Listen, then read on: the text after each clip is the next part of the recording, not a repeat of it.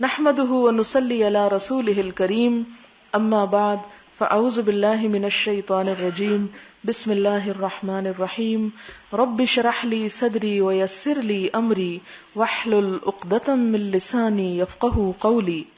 باب تاخیر الظہر الی العصر، ظہر کا آخری وقت یا ظہر میں تاخیر کرنا کب تک؟ عصر تک۔ حدثنا ابو النعمان قال حدثنا حماد هو ابن زید عن عمرو ابن دینار عن جابر ابن زید عن ابن عباس ان النبی صلی اللہ علیہ وسلم کہ نبی صلی اللہ علیہ وسلم نے صلی بالمدینہ سبعا، نماز پڑھی مدینہ میں کتنی؟ سبعا، 7 و ثمانیا اور 8، الظہر والعصر، ظہر اور عصر، والمغرب والعشاء، مغرب اور عشاء۔ فقال ایوب، تو ایوب کہتے ہیں لعلہ فی لیلۃ مطیرۃ، ہو سکتا ہے کہ یہ بارش والی رات میں آپ نے ایسا کیا ہو۔ قال عسا، جابر نے کہا ہاں شاید۔ اب یہ کیا چیز ہے 7 اور 8؟ اس میں آپ نے نمازوں کو جمع کر کے دکھایا بغیر سفر بغیر عذر کے، یعنی ایک مرتبہ آپ نے ایسا بھی کر کے دکھایا۔ کیسے پڑھ؟ نحمده ونصلي على رسوله الكريم اما بعد فاعوذ بالله من الشيطان الرجيم بسم الله الرحمن الرحيم رب اشرح لي صدري ويسر لي امري واحلل عقدة من لساني يفقهوا قولي۔ باب تاخیر الظہر الی العصر، ظہر کا آخری وقت یا ظہر میں تاخیر کرنا کب تک؟ عصر تک۔ حدثنا ابو النعمان قال حدثنا حماد هو ابن زید عن عمرو ابن دینار عن جابر ابن زید عن ابن عباس ان النبی صلی اللہ علیہ وسلم کہ نبی صلی اللہ علیہ وسلم نے صلی بالمدینہ سبعا، نماز پڑھی مدینہ میں کتنی؟ سبعا، 7 و ثمانیا اور 8، الظہر والعصر، ظہر اور عصر، والمغرب والعشاء، مغرب اور عشاء۔ فقال ایوب، تو ایوب کہتے ہیں لعلہ فی لیلۃ مطیرۃ، ہو سکتا ہے کہ یہ بارش والی رات میں آپ نے ایسا کیا ہو۔ قال عسا، جابر نے کہا ہاں شاید۔ اب یہ کیا چیز ہے 7 اور 8؟ اس میں آپ نے نمازوں کو جمع کر کے دکھایا بغیر سفر بغیر عذر کے، یعنی ایک مرتبہ آپ نے ایسا بھی کر کے دکھایا۔ کیسے پڑھا؟ ظہر کو آخری وقت میں پڑھا اور عصر کو پہلے وقت میں پڑھ لیا، وہ دونوں جمع ہو گئی نا، 4-1 اور 4-1، 8 ہو گئی۔ سمجھ رہے ہیں اس حدیث کو؟ کیونکہ اس میں مجھے لگتا ہے کنفیوژن ہوگی اور سوال ہوں گے، اس لیے اچھی طرح سمجھ لیں کہ ظہر کب پڑھائی آپ نے؟ آخری وقت میں۔ اور آخری وقت کون سا ہے؟ ظہر کا 1 مثل سائے کا، اور عصر کا پہلا وقت کب ہے؟ 1 مثل سائے کا۔ اب جب اس درمیان میں یعنی 1 مثل ہونے والا ہے تو آپ نے کیا کیا؟ ظہر کی 4 پڑھائی، اور ہو گیا جب وہ تو 4 عصر کی بھی ساتھ ہی پڑھا دی۔ یہ روز نہیں کیا آپ نے کہ ہم اس کو عادت بنا لیں، لیکن آپ نے ایک مرتبہ ایسا کیا۔ یہ کب ہو سکتا ہے؟ مثال کے طور پر ایک شخص سویا ہوا ہے اور اٹھا ہے تو دیکھا ہے کہ ظہر کا وقت نکلا جا رہا ہے، تو ہم کیا کہتے ہیں؟ اچھا اب تو قضا ہو گئی، اب بعد میں پڑھیں گے۔ نہیں، اس وقت بھی انسان کیا کرے؟ پہلے ظہر پڑھ لے اور ساتھ ہی عصر پڑھ لے۔ یا بعض ملکوں میں ایسا ہوتا ہے کہ ظہر اور عصر کے درمیان بعض اوقات بہت تھوڑا وقت ہوتا ہے، جیسے اسکاٹ لینڈ کے بعض حصوں میں، مجھے خود وہاں رہنے کا کچھ اتفاق ہوا کہ وہاں ظہر اور عصر میں برائے نام فاصلہ ہوتا ہے، سردیوں میں خاص طور پر۔ اس میں آپ دیکھیں کہ وہ سورج طلوع ہوتا ہے 8:45-9 بجے اور مغرب ہو جاتی ہے تقریباً 3:30-4 بجے، مجھے یاد نہیں۔ تو اب اس میں آپ دیکھیں کہ دن کتنا چھوٹا ہوگا، 4-5 گھنٹوں کا اگر دن ہے تو اس میں ظہر اور عصر اور مغرب میں وقت بھی بہت تھوڑا تھوڑا ہوتا ہے۔ تو ایسی صورت میں اگر ایک شخص کو جیسے مسجد جا کے نماز پڑھنی اور پھر آنا اور پھر جانا ہے، تو بعض اوقات یہ ہوتا تھا کہ اس میں ایک نماز پڑھی اور آدھے گھنٹے بعد دوسری پڑھ لی جاتی تھی، بہت تھوڑا بیچ میں فاصلہ۔ اور بعض اوقات ہو سکتا ہے کہ اگر اس سے بھی آپ آگے نارتھ کی طرف جائیں تو آپ کو شاید دونوں نمازیں ایک ہی وقت میں ملے، کہ اس کے فوراً بعد ہی سورج ڈھل جاتا ہو۔ قطبوں پہ آپ دیکھیں، قطب شمالی اور جنوبی پر مثلا، تو یہاں پر آپ نے ایسا کیا۔ پھر آپ نے اور کیا کیا کہ مغرب اور عشاء کو بھی اسی طرح پڑھا، کہ مغرب کو ذرا ڈیلے کر لیا اس وقت تک جب مغرب کا آخری وقت تھا اور عشاء شروع ہونے لگی تھی، تو اس میں 7 رکعتیں پڑھ لی۔ 7 کیا؟ 3 مغرب کی فرض اور عشاء کے 4۔ اور اس سے یوں لگتا ہے کہ اس وقت سنت نہیں شاید پڑھی گئی، تبھی تو 7 کی بات ہو رہی ہے۔ اور وطر آپ نے اس لیے نہیں پڑھے ہوں گے کہ وطر آپ تہجد کے وقت پڑھا کرتے تھے۔ اور اس میں یہ ہے کہ جب جمع اس طرح کیا جائے تو بیچ میں اگر سنت کا ٹائم نہ ہو تو کبھی کبھار بوقت مجبوری انسان سنت بھی چھوڑ سکتا ہے، لیکن اس کی عادت نہیں ہونی چاہیے، کیونکہ سنت کی بہت فضیلت ہے، وہ آگے آپ حدیث میں پڑھیں گے بھی۔ لیکن اس سے پتہ یہ چلتا ہے کہ دین میں وسعت بہت ہے۔ ہم نے جب دین کو بہت سخت کر دیا تو نتیجتاً لوگوں نے دین کو چھوڑ ہی دیا۔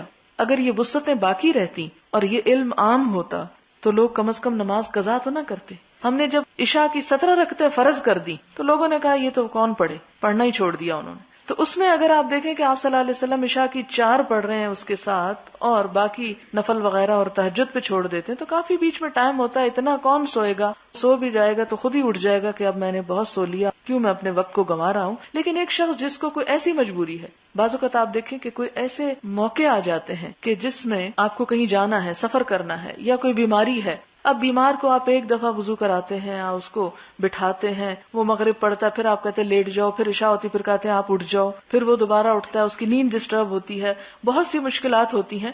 تو ایسی صورت میں شریعت نے سہولت پیدا کی کہ ان 2 اوقات کے درمیان کے وقت میں نمازوں کو جمع کر لیا جائے. اور یہ ایک مرتبہ آپ نے جو کر کے دکھایا، یہ اس لیے کہ امت سے اس چیز کا حرج اٹھ جائے کہ کوئی اگر بوقت مجبوری ایسا کرے تو گلٹی کانشیس نہ ہو کہ میں نے شاید جرم کر لیا ہے. لیکن اس کا یہ مطلب نہیں کہ ہم اس جو کبھی کبھار بوقت ضرورت، بوقت مجبوری، بوقت عذر، بوقت مرض، بوقت بارش ایسا کیا تو ہم اس کو ہر حال میں عام کر لیں اپنی زندگی میں، اور ہم اپنا جو بنیادی اصول ہے وہ جمع کا بنا لیں. تو یہ نہیں ہونا چاہیے. لیکن یہ بھی نہیں ہونا چاہیے کہ اگر کبھی ایسا کوئی عذر آ جاتا ہے تو انسان نماز چھوڑ دے اور جمع نہ کرے. باب وقت العصر، عصر کا وقت. حدثنا ابراہیم بن المنذر قال حدثنا انس بن ایاز عن هشام عن ابيه ان عائشة قالت كان رسول الله صلی اللہ علیہ وسلم يصلي العصر والشمس لم تخرج من حجرتها، کہ آپ صلی اللہ علیہ وسلم عصر کی نماز پڑھتے تھے، والشمس اور سورج لم تخرج نہیں نکلتا تھا، من حجرتها آپ کے حجرے سے، یعنی آپ کے کمرے سے نہیں اوپر چڑھتا تھا. اوپر چڑھنے سے مراد کیا ہوتا ہے؟ جب دن ڈھلنے لگتا ہے نا تو سایہ دیواروں پہ اوپر چڑھنے لگتا ہے. تو سورج کیا ہو گیا؟ اوپر جا رہا ہے اب سورج. حالانکہ سورج غروب ہو رہا ہوتا ہے، لیکن کمرے سے اوپر نہیں جاتا تھا. مطلب یہ ہے کہ ابھی اتنا نہیں ڈھلتا تھا کہ دیواریں چھپ جائیں، یعنی دیواروں پہ سایہ آ جائے. یعنی دیواروں پر سورج کا اوپر جانا کیا معنی رکھتا ہے کہ دوسری طرف سورج نیچے جا رہا ہے، اسی لیے تو وہ نچلے حصے پہ پھر روشنی نہیں پڑتی، صرف اوپر کے حصے پہ پڑتی ہے. حدثنا قتيبة قال حدثنا الليث عن ابن شهاب عن عروة عن عائشة ان رسول الله صلى الله عليه وسلم صلى العصر والشمس في حجرتها لم يظهر الفيء من حجرتها. وہی حدیث ہے، تھوڑی سی وضاحت ہے اس میں کہ لم يظهر نہ ظاہر ہوتا، الفيء سایہ، من حجرتها حضرت عائشہ کے کمرے پر، یعنی دیواروں پہ بھی سایہ نہ پڑتا تھا. حدثنا ابو نعیم قال اخبرنا ابن عيينة عن الزهري عن عروة عن عائشة قالت كان النبي صلی اللہ علیہ وسلم يصلي صلاة العصر والشمس طالعة في حجرتي، کہ آپ صلی اللہ علیہ وسلم عصر کی نماز پڑھتے اور سورج ابھرا ہوا ہوتا تھا میرے کمرے پر. لم يظهر الفيء بعد، ابھی سایہ ظاہر نہ ہوتا تھا، یعنی سایہ ابھی نہیں آ رہے ہوتے تھے. وقال مالک ويحيى بن سعيد وشعيب وابن ابي حفصة والشمس قبل ان تظهر، یعنی ایک اور روایت میں ہے کہ ابھی دھوپ چڑھی نہ ہوتی تھی. مراد یہ ہے کہ ابھی عمارتیں دھوپ میں ڈوبی ہوئی ہوتی تھی، عمارتوں پہ سائے نہیں چڑھ رہے ہوتے تھے. حدثنا محمد بن مقاتل قال اخبرنا عبد الله قال اخبرنا عوف عن سيار بن سلامة قال دخلت انا وابي على ابي برزة، کہتے ہیں کہ میں اور میرا باپ ابو برزہ پر گئے، الاسلمی، جن کا نام کی نسبت الاسلمی تھی. فقال له ابی، تو میرے والد نے ان سے کہا، کن سے کہا؟ سوچیں، ابو برزہ سے. کیف کان رسول اللہ صلی اللہ علیہ وسلم، کہ کس طرح تھے نبی صلی اللہ علیہ وسلم، یصلی نماز پڑھتے، المکتوبۃ فرض، یعنی فرض نمازیں آپ کیسے ادا کرتے تھے. فقال، تو وہ کہتے ہیں، ابو برزہ کہتے ہیں، کان یصلی الحجیرہ، پڑھتے تھے ظہر کی نماز، التی تدعونہا الاولی، جس کو تم اولا کہہ کے پکارتے ہو، حین، جس وقت تضحد الشمس، ڈھلتا تھا سورج ڈھلتے ہی پڑھ لیتے تھے، یعنی بالکل ابتدائی وقت میں. اور یہ ہو سکتا ہے کہ سردیوں میں ایسا کرتے ہوں، کیونکہ گرمیوں میں تو بار بار تاکید کی کہ ذرا تھوڑا اور ٹھہر جاؤ، کیونکہ گرمیوں میں دن بھی لمبے ہوتے ہیں، اس لیے ٹائم بھی زیادہ ہوتا ہے. سردیوں میں دن چھوٹے ہوتے ہیں، ٹائم کم ہوتا ہے، اس لیے اس میں تاخیر کی گنجائش نہیں ہوتی. جبکہ گرمیوں میں گرمی کی شدت کی وجہ سے، وقت کی زیادتی کی وجہ سے، یعنی کثرت کی وجہ سے تھوڑی تاخیر کرنا جو ہے اس کی اجازت ہے. پھر کیا ہوتا؟ وَيُصَلِّ الْعَصْرَ، اور آپ عصر پڑھتے، ثُمَّ يَرْجِعُ أَحَدُنَا، یعنی عصر پڑھ کے لوٹتا ہم میں سے ایک، الی رحلہ، اپنے گھر جاتا. کہاں جاتا؟ گھر میں. فی اقصى المدینہ، جو مدینہ کے دور کا حصے میں ہوتا. والشمس حیۃ، حالانکہ سورج تیز ہوتا تھا. حیہ یعنی زندہ یعنی تیز. وَنَسِيتُ مَا قَالَ فِي الْمَغْرِبِ اور میں بھول گیا کہ مغرب کے بارے میں انہوں نے کیا کہا. وَكَانَ يَسْتَحِبُّ اور آپ پسند کرتے تھے أَن يُؤَخِّرَ الْعِشَاءَ کہ تاخیر کر دیں عشاء میں. الَّتِي تَدْعُونَهَا الْعَتَمَةَ جس کو تم عتمہ کہتے ہو. اس سے کیا پتہ چلتا ہے کہ نمازوں کے وہ نام جو ہم لیتے ہیں اہل عرب اس کے علاوہ بھی لیتے تھے. جسے ہمارے یہاں بھی اردو یا پنجابی میں یا ہو سکتا ہے پشتو یا اور لینگویجز میں بھی نمازوں کے اوقات میں جو نام ہے وہ فرق ہے. مثلا پنجابی میں ظہر کو پیشی کہتے ہیں، عصر کو دیگر کہتے ہیں، مغرب کو نماشا کہتے ہیں اور عشاء کو کیا کہتے ہیں؟ کفتہ. جی تو یہ اب مختلف نام ہیں. یہاں پر اسی طرح وہ کہتے ہیں کہ ظہر کو حجیرہ کہہ رہے ہیں اور عشاء کو عتمہ کہہ رہے ہیں. وَكَانَ يَكْرَهُ النَّوْمَ اور وہ ناپسند کرتے تھے نیند کو، قبلہا اس سے پہلے، والحدیث بعدہا اور باتیں کرنا اس کے بعد. یعنی عشاء کی نماز سے پہلے سونے کو ناپسند کرتے اور عشاء پڑھ کے فضول باتوں کو ناپسند کرتے. میں نے فضول کا لفظ خود ایڈ کیا ہے کیونکہ آگے حدیث میں آتا ہے کہ تعلیم اور علم کی غرض سے جاگنے کی اجازت ہے. وَكَانَ يَنْفَتِلُ مِنْ صَلَاةِ الْغَدَاةِ اور آپ جب پڑھ چکتے صبح کی نماز اس وقت حین جب یعرف پہچانتا الرجل انسان جلیسہ اپنے ساتھی کو، وَيَقْرَأُ بِالسِّتِّينَ إِلَى الْمِئَةِ اور آپ 60 سے 100 آیات جو ہیں وہ پڑھ لیا کرتے تھے فجر کی نماز میں. اور ہماری نماز میں کیا ہوتا ہے فجر میں؟ قل هو اللہ. ہم نے یہی سوچ رکھا ہے 1/3 قرآن ہے، وہ 60 پڑھتے تھے، ہم 1/3 پڑھ لیتے ہیں. حدثنا عبداللہ ابن مسلمۃ عن مالک عن اسحاق ابن عبداللہ ابن ابی طلحۃ عن انس ابن مالک قال كنا نصلي العصر ثم يخرج الانسان کہ ہم عصر پڑھتے تھے پھر نکلتا تھا انسان الی بنی عمرو بن عوف، بنو عمرو بن عوف کی طرف. اور یہ قباء میں ایک جگہ تھی، ایک محلہ تھا. فنجدهم يصلون العصر تو ہم پاتے ان کو کہ وہ بھی نماز پڑھ رہے ہیں. یعنی وہ ذرا دیر میں اپنی نماز پڑھتے اپنی تجارت اور زراعت کے دھندوں وغیرہ سے فارغ ہو کے. یعنی حضور صلی اللہ علیہ وسلم کی مسجد میں جلدی ہو جاتی تھی اور دوسری مسجدوں میں ذرا دیر. اس لیے آپ دیکھیں کہ بہت سے لوگ اس میں بڑے جذبس کرتے ہیں، یہ کیا ایک دفعہ اذانیں شروع ہوتی ہیں ختم ہونے کا نام نہیں لیتی. کوئی بات نہیں، گنجائش جب ہے تو جو جس وقت دل چاہے کرے، لیکن اول وقت پڑھنا جو ہے وہ باعث فضیلت ہے، جبکہ جواز تاخیر کا بھی ہے.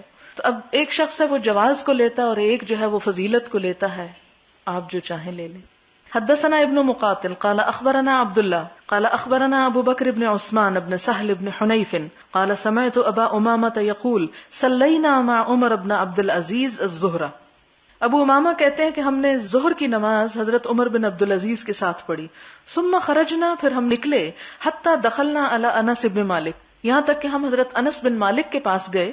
فوجدناه تو پایا ہم نے ان کو يصلي العصر کہ وہ اس وقت عصر پڑھ رہے ہیں. یعنی جب یہ ظہر پڑھ کے نکلے تو وہ عصر بھی شروع کر چکے تھے. فقلت یا میں نے کہا اے چچا، ما هذه الصلاۃ یہ کیا نماز ہے، التي صلیت جو آپ نے پڑھی. قال العصر فرمایا یہ عصر ہے. وهذه صلاۃ رسول اللہ صلی اللہ علیہ وسلم اور یہ نبی صلی اللہ علیہ وسلم کی نماز ہے. التي كنا نصلي معه جو ہم آپ کے ساتھ پڑھا کرتے تھے. اور آپ کو معلوم ہے حضرت انس 10 سال کی عمر سے حضور صلی اللہ علیہ وسلم کے ساتھ رہتے تھے.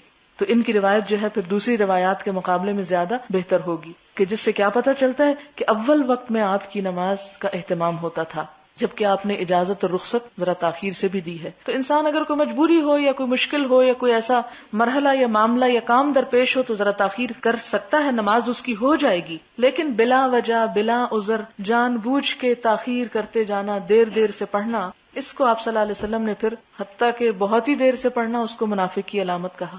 کہ جب پڑھنی ہی ہے یا تو یہ نہ ٹل جائے، تو ٹالنے کا مطلب کیا؟ ٹالتے تو منافق تھے کہ نماز کے لیے آتے ہیں وہ ہم کو سالہ سستی کر کر کے. انسان ہے نا، انسانوں سے سستی بھی ہو جاتی ہے، کمی بیشی بھی ہو جاتی ہے، اس کی گنجائش نکلتی ہے، لیکن اسے اپنی عادت بنا لینا اور روز مرہ کے معمول میں شامل کر لینا کہ اول وقت میں تو زندگی میں ایک آدھ دفعہ ہی پڑھی ہو اور تاخیر میں ہی ساری زندگی گزر جائے، تو یہ ناپسندیدہ چیز ہے. حدثنا ابو اليمان قال اخبرنا شعيب عن الزهري قال حدثني انس بن مالك قال كان رسول الله صلى الله عليه وسلم يصلي العصر والشمس مرتفعة حية کہ آپ صلی اللہ علیہ وسلم عصر پڑھتے اور سورج بلند ہوتا تھا، تیز ہوتا تھا. فيذهب الذاهب الى العوالي جانے والا چلا جاتا عوالی کی طرف. عوالی مدینہ کے اطراف پر بلندی پہ واقع کچھ علاقے ہیں. بعض کہتے ہیں کہ یہ 6 میل کے فاصلے پر ہے، یعنی 6 میل دور تک چلا جاتا تو بھی سورج یلو نہ ہوتا. فَيَأْتِيهِمْ وَالشَّمْسُ مُرْتَفِعَةٌ، ان کے پاس پہنچ جاتے، یعنی 6 میل فاصلہ طے کر کے چلے جاتے، ابھی بھی سورج بلند ہوتا، تیز ہوتا. وَبَعْضُ الْأَوَالِي مِنَ الْمَدِينَةِ عَلَى 4 أَمْيَالٍ، اور بعض جو اوالی ہیں یعنی کچھ تو 6 پر ہیں اور کچھ کیا ہے 4 میل پر بھی ہیں، او نحوہ یا اس جیسے، یعنی 4 ہو یا 5 ہو یا 6 میل ہو. مراد یہ ہے کہ اتنا فاصلہ طے کرنے کے بعد جو کم از کم آدھے پون گھنٹے میں ہی طے ہو سکتا ہے، اگر کوئی تیز سے تیز بھی چلے تو بھی ابھی دھوپ پیلی نہیں پڑتی تھی. حدثنا عبد الله بن يوسف قال اخبرنا مالك عن ابن شهاب عن انس بن مالك قال كنا نصلي العصر. انس بن مالک کہتے ہیں کہ ہم عصر پڑھ لیا کرتے تھے. ثم يذهب الذاهب منا الى قباء، پھر جانے والا ہم میں سے قباء چلا جاتا. آپ کو اتنا تو اب معلوم ہے، باقی اوالی وغیرہ کو شاید آپ نہ سمجھ سکیں، لیکن مسجد نبوی سے قباء کا علاقہ کافی فاصلے پر ہے کہ جانے والا قباء پہنچ جاتا. فیاتیہم، ان کے پاس آتا. والشمس مرتفعۃ، حالانکہ سورج بلند ہوتا تھا، یعنی سورج ابھی ویسا ہی ہوتا تھا. باب اسم من فاتتہ العصر، باب گناہ اس شخص کا جس سے عصر کی نماز فوت ہو جائے. فوت ہو جائے یعنی جو اثر نہ پڑے اس کی سزا کیا. حدثنا عبد الله بن يوسف قال اخبرنا مالك عن نافع عن ابن عمر ان رسول الله صلی اللہ علیہ وسلم قال، آپ نے فرمایا، کس نے؟ نبی صلی اللہ علیہ وسلم نے. الذي، وہ شخص، تفوتہ صلاۃ العصر، کہ فوت ہو جاتی ہے اس سے عصر کی نماز. کا انما، گویا کہ، وہ تیرا، لٹ گیا، چھن گیا، ہلاک ہو گیا. اہلہ و مالہ، اس کا گھر بھی اس کا مال بھی. یعنی جس نے عصر نہ پڑی اس کا نقصان کتنا ہوا؟ یہ نہیں کہ اس کے 10,000 میں سے 1,000 گم ہو گیا، اس کا سارا مال اور اس کے گھر والے ہلاک برباد ہو گئے. اتنا بڑا غم ہے، وہ اتنا بڑا نقصان ہے ایک عصر کی نماز چھوڑنے کا.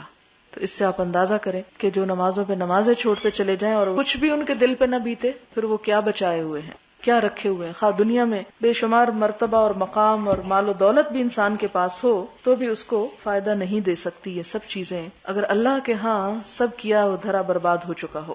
قرآن پاک میں آتا نا، لَن یَتِرَکُمْ أَعْمَالَکُمْ، سورۃ محمد میں، نہ کم کرے گا نہ ضائع کرے گا. تو یہاں پر وہ تیرا ضائع ہو گیا، برباد ہو گیا، یہ معنی ہے. باب من ترک العصر، باب جو عصر کی نماز چھوڑ دے. حدثنا مسلم بن ابراہیم قال حدثنا ہشام قال حدثنا یحیی بن ابی کثیر عن ابی قلابہ عن ابی الملیح قال كنا مع بریدہ. ابو قلابہ کہتے ہیں ابو الملیح سے کہ ہم تھے بریدہ کے ساتھ.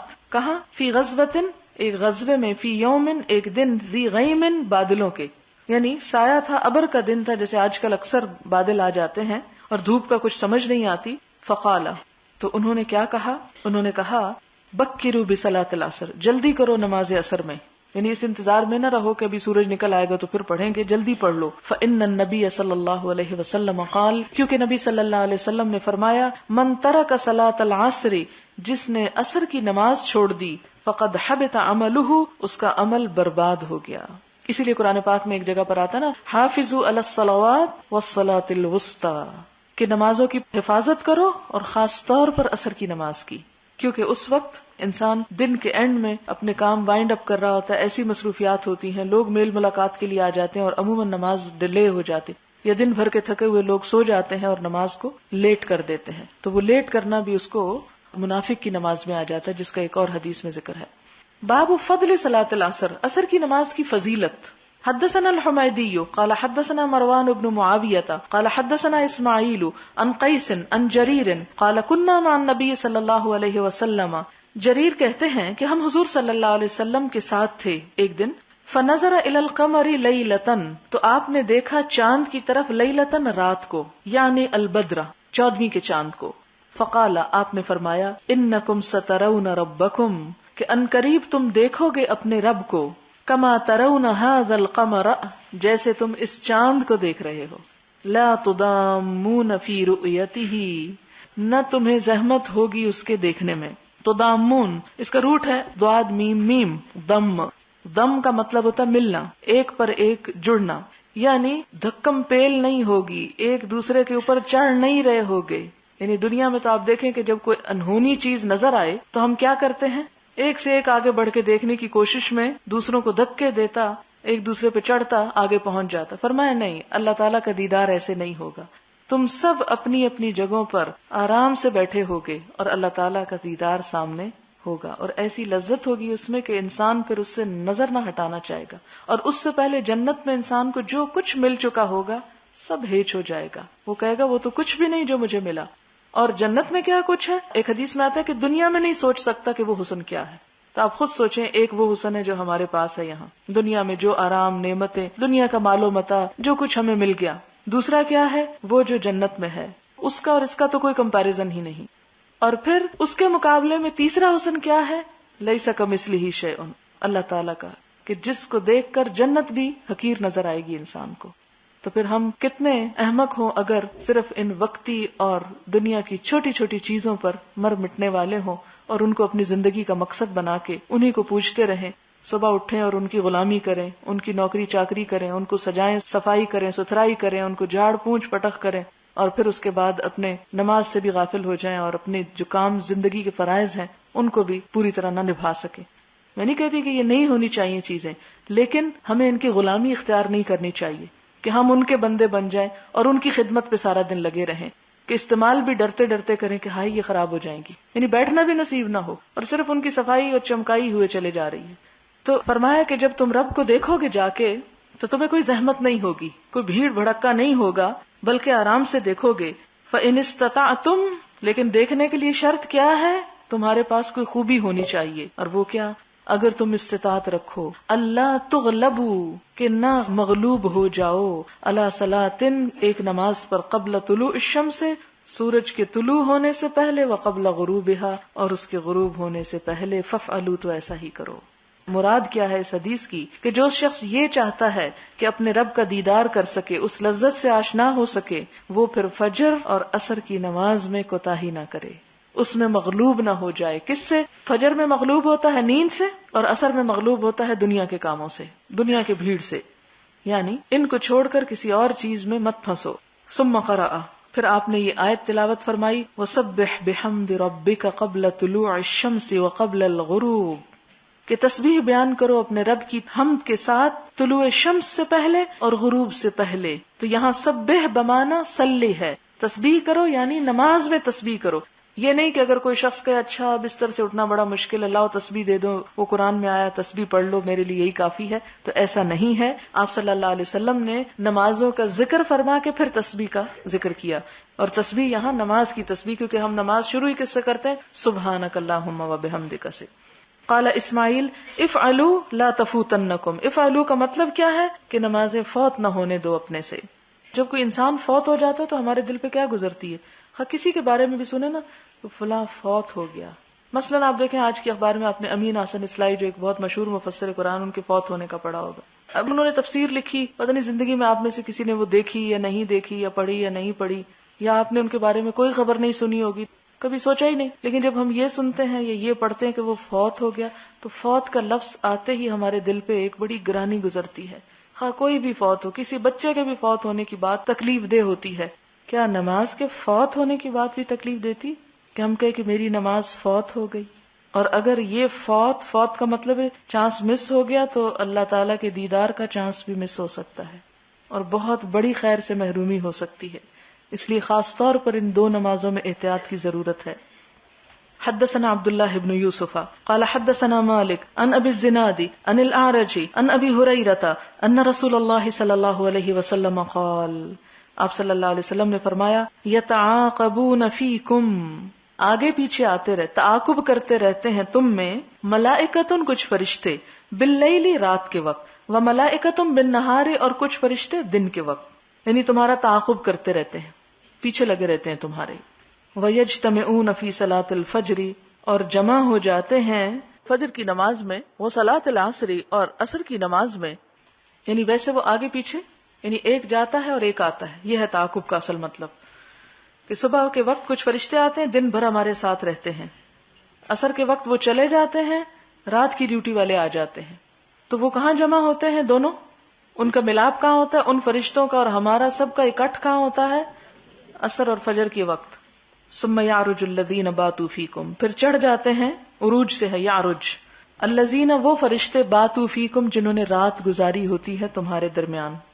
رات کے فرشتے آسمان پہ چلے جاتے ہیں. فیسألہم، پھر وہ پوچھتا ہے ان سے. کون؟ اللہ تعالیٰ. وہو اعلم بہم، حالانکہ وہ ان سے بڑھ کے جانتا ہے سب کچھ. کیف ترکتم، کس حالت میں چھوڑا تم نے، عبادی، میرے بندوں کو. فیقولون، تو وہ کیا کہتے ہیں، ترکناہم، چھوڑا ہم نے ان کو، وہم یصلون، اور وہ نماز پڑھ رہے تھے، واتیناہم، اور آئے ہم ان کے پاس، وہم یصلون، اور وہ نماز پڑھ رہے تھے، اور ہمارے بارے میں کیا کہتے ہوں گے، جا کے سو رہے تھے۔ یہ فرشتے ہوتے کون ہیں؟ ایک تو کہا جاتا ہے کہ حفاظت کے لیے آتے ہیں انسان کی، جیسے آنکھ کی حفاظت کے لیے 7 فرشتے ہیں، پھر اسی طرح اور انسان کے اعمال کی نگرانی کرتے ہیں، کرامن کاتبین عمل لکھنے کے لیے آتے ہیں۔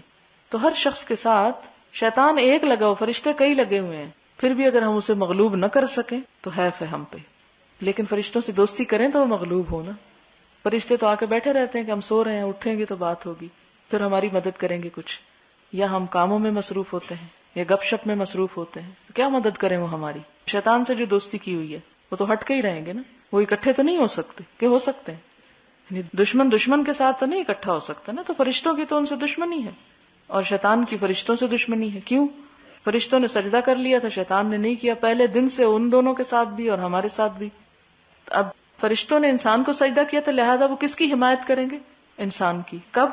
جب وہ اپنے دشمن سے بچ کے رہے گا، دشمن سے دور رہے گا، یعنی شیطان سے۔ لیکن اگر انسان شیطان سے دوستی کر لے گا تو فرشتے پھر الگ ہو جائیں گے، وہ پھر نہ ہم سے دوستی کریں گے اور نہ ہماری مدد کریں گے۔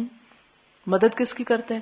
ان الذین قالوا ربنا اللہ ثم استقاموا تتنزل علیہم الملائکہ الا تخافوا ولا تحزنوا، خوف اور غم سے نجات دیتے ہیں وہ پھر انسان کو۔ اصل دین کی روح اور لطف اور مزہ ہی یہ ہے کہ موت بھی سامنے کھڑی ہو تو نہ انسان گھبرائے، اس لیے کہ مرنا تو برحق ہے۔ اسی خوف اور غم سے نجات صحابہ کرام کو نصیب ہوئی تھی۔ ٹھیک ہے وہ ایک انسانی گھبراہٹ اور بات ہے، لیکن موت کو بھی گلے لگا لینے والے ایک نہیں ہزاروں مثالیں ملتی ہیں، اور یہ وہی لوگ تھے جو حقیقی معنوں میں مسلمان تھے۔ جب تک یہ 2 کیفیات اندر نہیں پیدا ہوتی اور جس لیول پہ نہیں آتی اس خاص لیول پر، تو بہت کچھ بھاگ دوڑ کرنے کی ضرورت ہے۔ باب من ادرک رکعۃ من العصر قبل الغروب، باب من ادرک، جس نے پالی، رکعتن، ایک رکعت، من العصر، عصر کے وقت میں سے، قبل الغروب، غروب سے پہلے۔ اب یہاں سے کیا بتانا چاہتے ہیں کہ عصر کا آخری وقت کب تک ہے، یعنی انسان کب تک عصر پڑھ سکتا ہے؟ تو کیا پتہ چلتا ہے؟ قبل الغروب تک پڑھ سکتا ہے۔ حدثنا ابو نعیم قال حدثنا شیبان ان یحیی ان ابی سلمۃ ان ابی ہریرۃ قال قال رسول اللہ صلی اللہ علیہ وسلم اذا ادرک احدکم سجدۃ، آپ صلی اللہ علیہ وسلم نے فرمایا کہ جب پا لے تم میں سے کوئی ایک رکعت، سجدتن، ایک سجدہ، یعنی سجدہ انسان اسی وقت کرتا نا جب پوری رکعت ہو جاتی ہے، اس لیے سجدہ یہاں بمانا رکعت کے ہے۔ من صلاۃ العصر، عصر کی نماز میں سے، قبل ان تغرب الشمس، اس سے پہلے کہ سورج غروب ہو جائے، فلیتم صلاتہ، تو چاہیے کہ نماز پوری کر لے۔